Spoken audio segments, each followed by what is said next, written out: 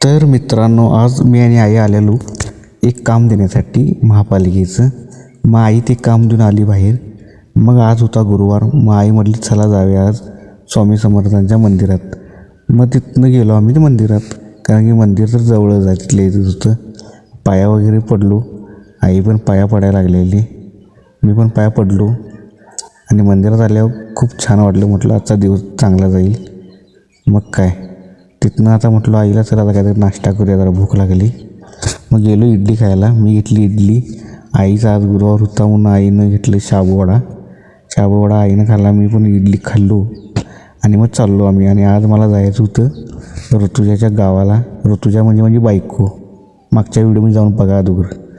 म्हणजे जाताना कसं रस्त्यात खड्डे आहेत, त्यांच्यामुळे त्यांच्या गावाला जावं वाटत नाही. आणि ह्याच्या पुढचा व्हिडिओ जर तुम्हाला मित्रांनो बघायचा असला तर सबस्क्राईब करा.